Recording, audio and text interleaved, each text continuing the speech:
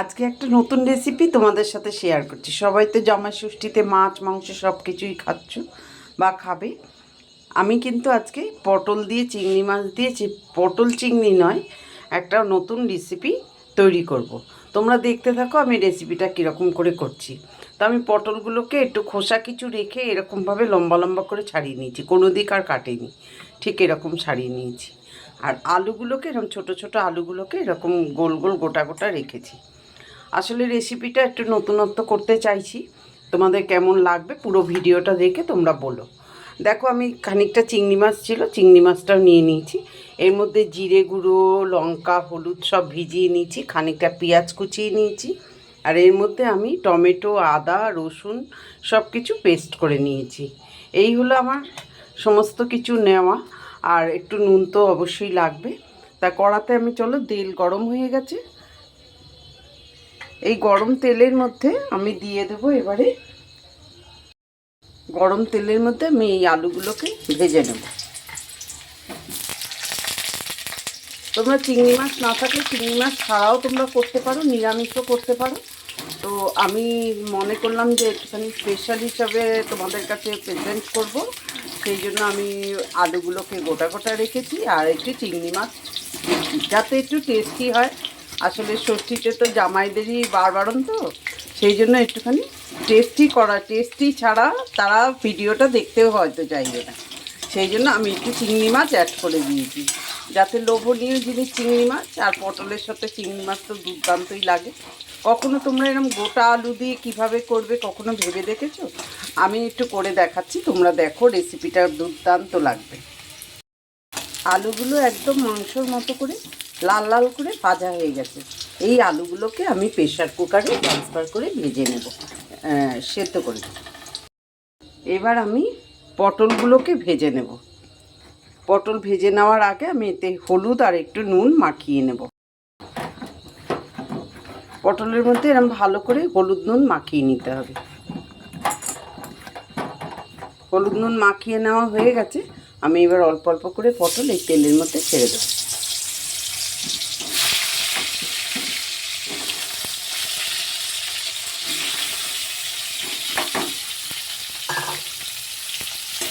পটলগুলো একটু ভাজা হতে সময় লাগবে, সেই পর্যন্ত আমরা অপেক্ষা করব। পটলগুলো প্রায় ভাজা হয়ে গেছে। আমি এরকম নাড়াচাড়া করে পটলগুলোকে এবারে তুলে নেব। বেশ এপিটোপিট একটু লাল লাল মতো ভাজা হয়ে গেছে। সব কটা পটলকে আমি এবারে তুলে নেব ডিশে।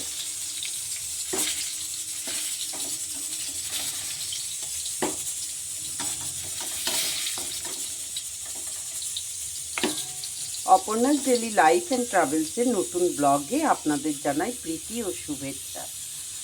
আজ আমি পটল চিংড়ি করব, তাও আবার গোটা সিদ্ধ আলু দিয়ে।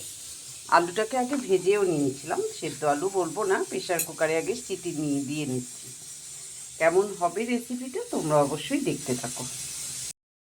কড়ার এই পটল ভাজা তেলের মধ্যে আমি দিয়ে দিচ্ছিলাম তেজপাতা,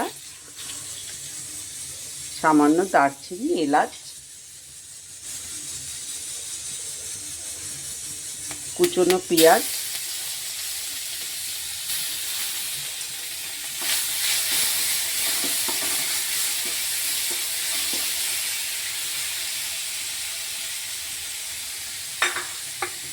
এর মধ্যে দিয়ে দেবো কাঁচা চিংড়ি মাছগুলো।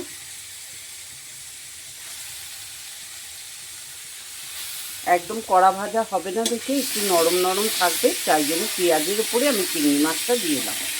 এইটা একটুখানি চিংড়ি মাছ সেদ্ধ হওয়া পর্যন্ত আমাকে অপেক্ষা করতে হবে। চিংড়ি মাছটা একটু ভাজা ভাজা মতো হয়ে গেছে। এর মধ্যে দিয়ে দেবো আমার বেটে রাখা মশলাগুলো, পেঁয়াজ, আদা, রসুন, কাঁচা লঙ্কা, টমেটো সব একসাথে আমি দিয়ে দিই। এই মশলাটা একটু খানিকক্ষণ কষিয়ে নিই। মশলাটা ভালো ভাজা ভাজা হয়ে গেছে। এর মধ্যে আমি আমার ভিজিয়ে রাখা হলুদ, লঙ্কা আর ধনের গুঁড়ো, জিরের গুঁড়ো এর মধ্যে দিয়ে দিলাম।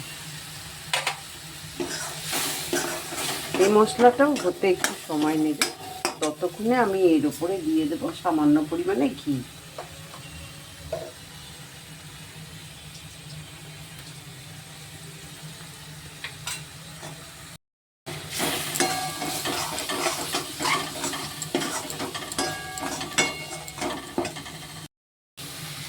স্বাদ মতো নুন দিয়ে দিলাম।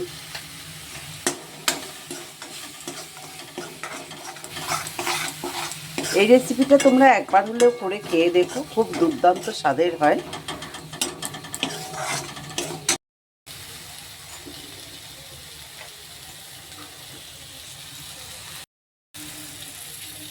মশলাটা প্রায় ভাজা হয়ে এসছে। আমার এই হাতে তৈরি করা একটা সিক্রেট গরম মশলা, এটা আমি এর মধ্যে দিয়ে দিলাম।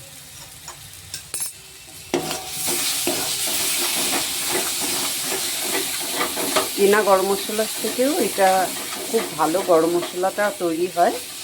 আমি ঘরেই ভেজে করি, সেইটা আমি এই ধরনের রেসিপির মধ্যে একটু দিয়ে থাকি। কুকারে আলুগুলো খুব কম জলে এরকম সিদ্ধ করে নিয়েছি, একদম শুকনো শুকনো, খুব সুন্দর। একদম এই মশলার মধ্যে এটা দিয়ে দিলাম। এবার একটু খানিকক্ষণ কষিয়ে নেবো আলুর সাথে। আমি এর মধ্যে একটু জল দিয়ে দিই।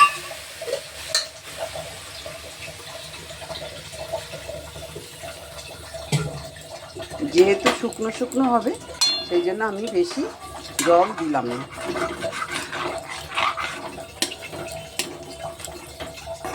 এবার এর মধ্যে ভেজে রাখা পটলগুলো দিয়ে দিচ্ছি।